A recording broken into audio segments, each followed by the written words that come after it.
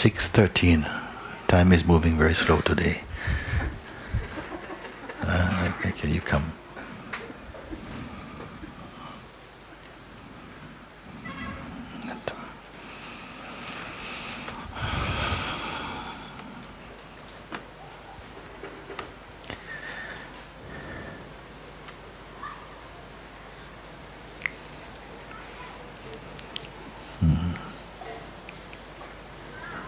Very happy to see you.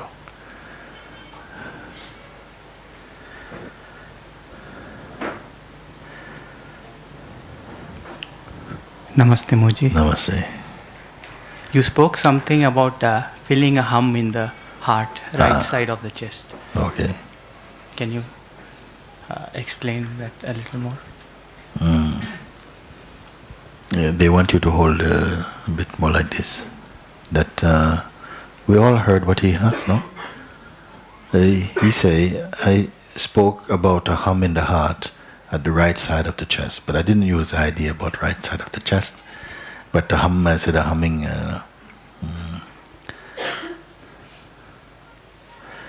I don't want to necessarily put it down to a kind of physical hum. It's an intuitive sense. What caught your attention about it? You pointed to the right side of the chest, and I have felt that kind of vibration in this area. So that is why I asked.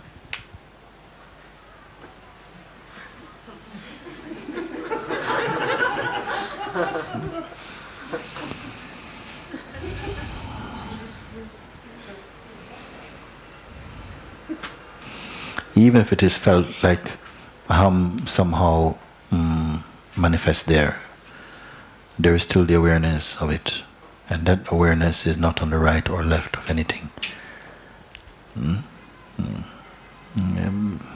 Bhagwan himself, Ramana Maharshi, also point to this location as the intuitive, as sort of an intuitive sense of where the self manifests most loudly in this form. No, for those whose orientation was more towards these points, like people were sometimes bringing in front of him chakras and kundalini and these type of energies, and saying that some were saying that they felt the location of the self intuitively in the body was here, and he was saying no, it was not. It's not like this, because if it was there, when at a certain point when the mind is tired, the head drops, and so it wouldn't drop if it was there. So he's pointing that more here. So I don't want to be pointing about this. It's okay intuitively, and the example was used in his case. He was pointing. He says all over the world, if you are in, when people sometimes they say, I really feel it in my heart. Sometimes they touch the left, but he said, like many people know, that's a learnt behavior, but something much more primary. If you are under attack for your life, something goes to here. That is much more the intuitive and the psychic center for the location of self here. But much confusion can be caused about it, because the self has no particular location, in another way of saying, you see. So how are we to really assimilate instructions about these things? Actually, by knowing that the self is not a physical being, but the physicality of being manifests in the self and is perceived in the self. But when searched for, a fixed point is not found. You cannot say, yes, I am here, because what is saying I am here? What is aware of the here-ness of this point? Where is the location of that understanding or knowledge that says, yes, it's here and not here? What can discern these two places? Is here saying I am here, or something else saying something is there, like this? So if it is that you are intuitively searching for a sort of a phenomenal location for the self, then by now you should see that that is a sort of limitation. If I find a point and I say it is this point, the self is here, at a certain point you may not feel satisfied with it, whereas someone else might feel satisfied. Ah, thank you, you've cleared it up. Very good. And so they will carry out their meditation, sort of fixing their attention someplace here. That might work for them. But I'm not forcing this point. I'm saying that the self has no physical location. It is everywhere present. You see? So this is what I would say. I wasn't really referring only to in some physical phenomenal way about this sense of aham. I want to be free. Yes. Yes. Show me how you're bound.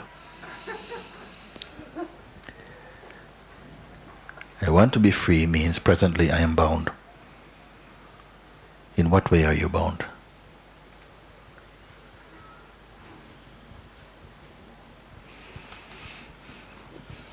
There is a sense of something else, something higher, something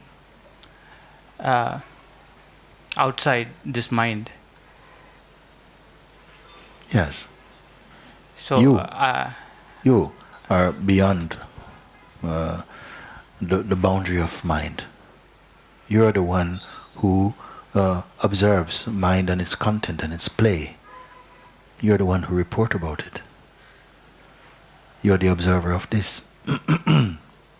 You're not in the box of the mind. How can I destroy the mind once and for all so that it doesn't come and bother again and again?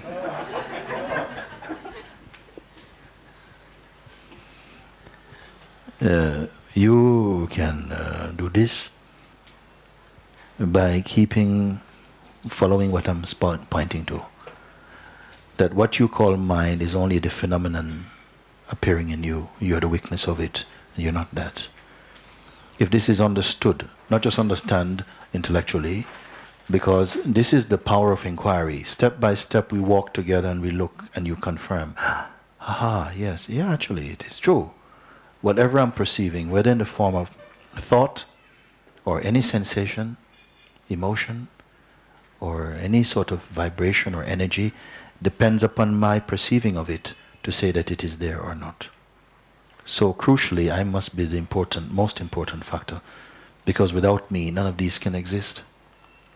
So who can I be, in whose presence even the most subtle is perceived, you see? I wonder if you follow, because I don't have so many things to tell you. Just coming back to this point, whatever appears, whatever arises, whether internally in terms of the body or internally in terms of the mind processes, or externally about the world and other beings and all the things that we've learned and all of this, whatever it is, all of it report to the same center. The sense of I, the perceiver of it. Without the appearing of this feeling of I, the sense of I am, none of this is observed. It has no way of registering its appearance except unto the I itself. So in one sweep we come to the most important, not what is appearing, but to whom it's appearing. You see? Because none of it, from the greatest to the smallest, can have any significance without the one who perceives it. This, I would imagine, is a common sense recognition, no? It is to myself that sees all of it. All these beings in the world would not be seen if I was not here. But they will exist even if I was not here. But how would you know about it? You don't exist. You say that if I am not existing, all the other beings are existing. But that would have absolutely no meaning for you, because you don't exist to know if they exist or don't exist. This is a very important point, because we can debate these things philosophically. Oh yes, but if I don't exist, all the other beings don't exist. We see dead bodies going past. Are they aware that we're having satsang up here? They don't exist. If you don't exist, where's the world for you to know that other beings? You can say this now because you exist. You say, but if I don't exist, then still the world continues. But for whom? Not for you.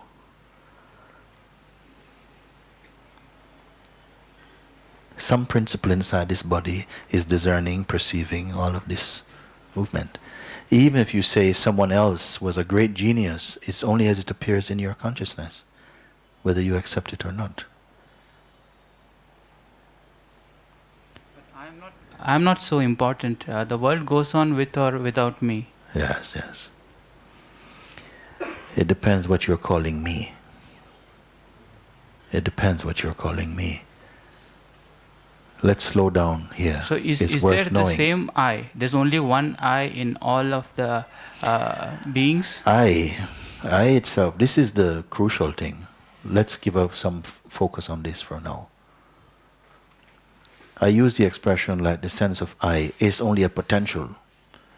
It's a long sliding bar of I-ness. Because God says I, but the devil also say I. And in between these, I is like when the sense I identifies towards the body and mind, body-mind functioning. It becomes phenomenalized. It slides towards the body, and the feeling I am the body is the prevailing conviction there. Then I becomes I am the body. But it's also capable of sliding the other way, as I, the witness, the observer. And when it is observing, it sees that all the images, all that is perceivable, all qualities depend upon the witness of them. But itself cannot be witnessed. Can the witness of all else, can this witness be witnessed? This is inquiry, see? The same sense of I is there. Here, it is identified with body and mind. Just body, I am this, I go to war, you are this, you are that, I am this. And it's very much caused, it's the root of much conflict and friction and cruelty is based upon the I identifying itself only with the body-mind. That arrogance come. I has the capacity and the potential to remain only as the witness of both the phenomenal world, the phenomenal body, and the senses, intellect, memory, all of these things it can observe. It observes, but all this is known to me. Even memory, the most crucial, because much of what we call our life is saved in the hard disk of the memory, and still something is also observing the memory. You are able to observe the memory because you can say, my memory is fading. What is watching fading memory even, you see? So something stays completely, immaculately unassociated. It perceives everything else, everything it can see. Then the final question, can it, the one that sees, can it itself be seen? And this is a contemplation, you see. What happens if you do it? I am witnessing everything. Time, space, relationship, emotion, thought, scriptures, other beings, this body. Everything is witnessed. It's sort of known. The one who knows it, can this one be known? The one who sees, can it itself be seen? When this question takes a hold of you, no other question do you need to bother about. Stay with this. Stay with it. Go to bed with this question. Contemplate it. Because just contemplating this, it is going to burn the whole forest of concepts in you. Because everything depends upon this I. And this sense, even I, now contemplating itself, when it is contemplating itself, marinating in itself, it's a very different fragrance from the I that feels I am the body. Try it and see. You ask, is there just one I? Maybe one I, but how many uniforms it wears? What uniform is your I wearing today? When it is strongly in the modification, I am the body-mind, how cruel it can be, how selfish. It is said that the opposite of love is hate. But it feels more like the opposite of love is selfishness. And I identify with the body-mind is deeply selfish.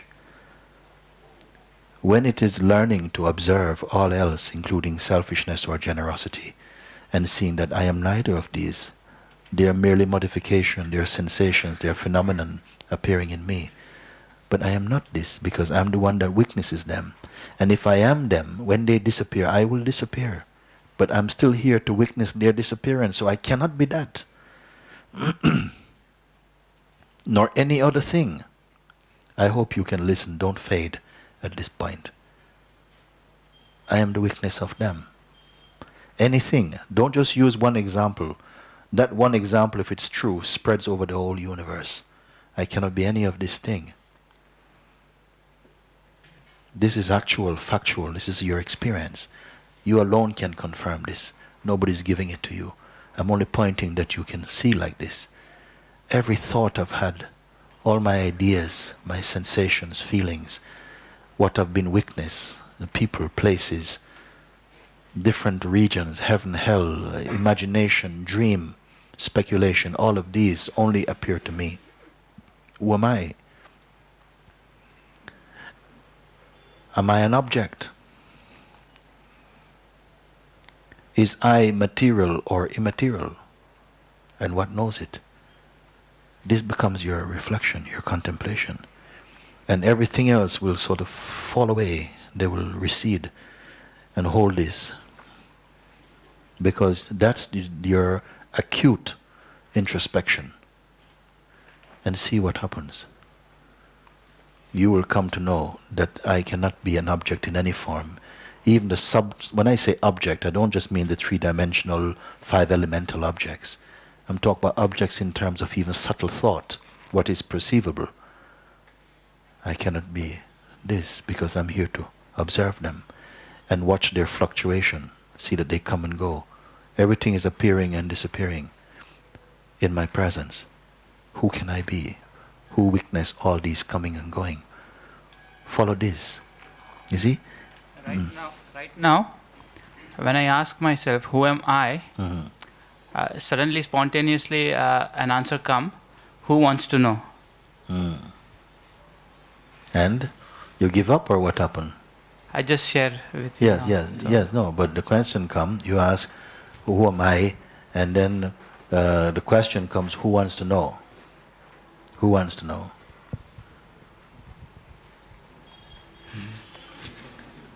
Is this a richer question than the first question? First question, who am I? Huh? And now question come, who wants to know? Who wants to know? Is this question more potent than the first question? If it is a greater question than the first question, give up the first question, take the second question. Who wants to know?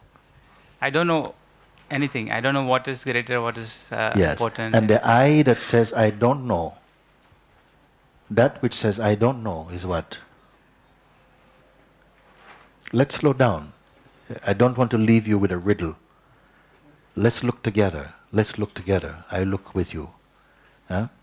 You ask the question, who am I? Why is the question, who am I, asked? First, the feeling I am. I am. Right? The feeling I am is there. Before the question, then who am I? Isn't it? Must first come, I am. Then question comes, who is the I that am? Who is the I that says I am? Amness means here, I exist. I exist. I am means I exist. Which is the I that exists? You ask, who am I? Question come, who wants to know? Very cheeky question. Where does this question come from? Where does this question come? Who wants to know? It doesn't matter. Okay, the question is come. And fascination for this question, who wants to know? And you says, well, I don't know who wants to know. Then the question is put to you now from myself now. Who is the one who says, I don't know? Out of what mouth did these words, I don't know who I am, come? Who speaks these words? Don't give up. I know that somehow this type of questioning, if you're not used to it, can just feel, it's too much, it blows my fuse. But stay with it. Because just in following, don't worry about the result. Just follow with your attention. It is going to burn something. Something is burning, you see. It's going to decode, deconstruct certain things which are not true. This is the power of this question, you see. You start the feeling I am. Nobody gave this feeling I am to you. This feeling I am was there even before your name came, Mufi. Even before this name came, the feeling I am was there, because it is the I amness sensation that held the impression of the name that was offered through your parents. This, what you say, is just an idea, just a concept, another belief. What? The name came first or later. If we are prior to that, in the sense of who am I, leave the name, forget about it. Okay. And we say, you said it's getting consumed, getting burned. So I don't feel that fear, and I don't mind everything getting burned. That's why I'm here. Very good. So what is the potent question now then? You say, if I hear you right, I want to be free. Yes. Okay. And I ask you, how are you bound? And you said what?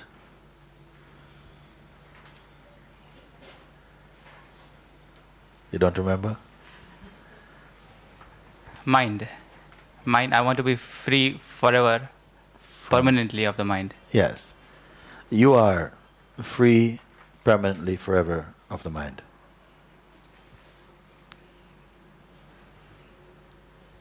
Your move.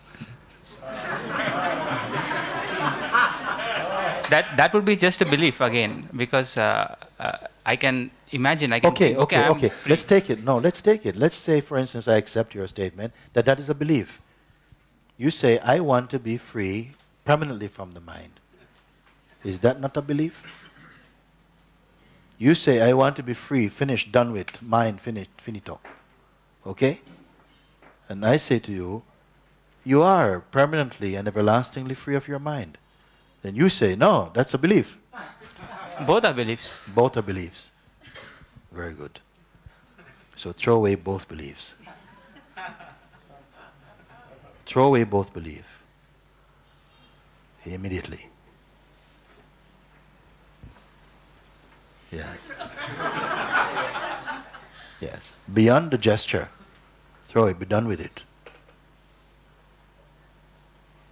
And now you can speak from this place now, which is neither belief nor disbelief. Neither first belief or second belief. Throw them away now. If you have something more to say, you must speak from this new place, this fresh place. From a place beyond belief, not belief.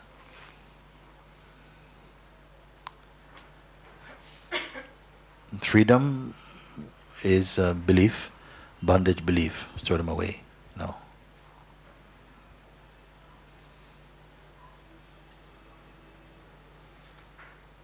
Doesn't matter what your mind think about it. You turn away from that. No, finish. Okay, it's done. So if anything else come from your mouth, I'm very, very much, you have 100% my attention.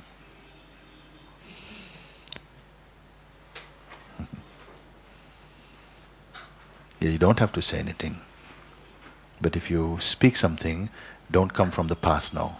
We have thrown it. Meaning you've turned away from that. Let the first belief and the second belief go off somewhere fighting. There's none more your business. You're not being asked to believe something. Not replacing an old belief with new belief. No belief then. Speak without belief.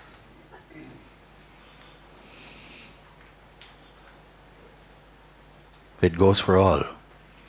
Can you speak without believing, without past, without repeating what you have said 1,000 times?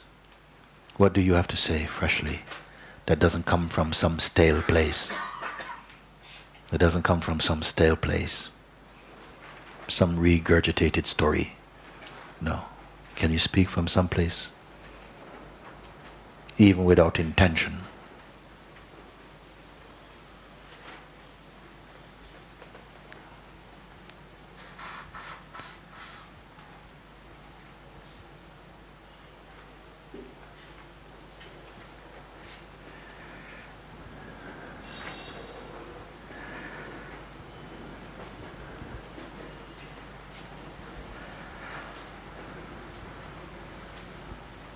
What is happening now?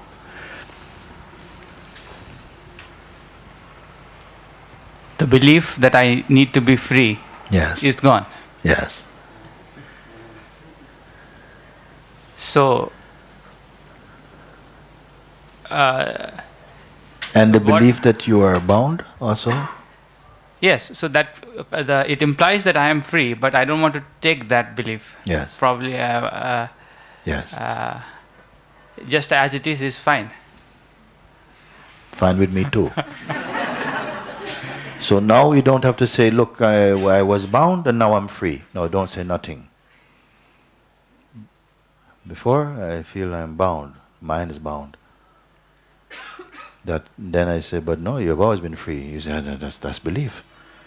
I said, but what about what you say, that I'm bound? That's also belief, so throw both away.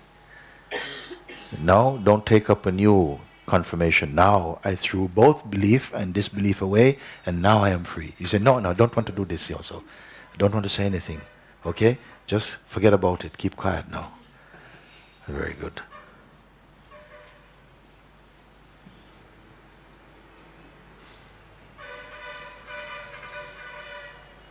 Very great. I want to say I love you. I love you too. And thank you. Thank you. Very good. Very great. Wonderful, wonderful.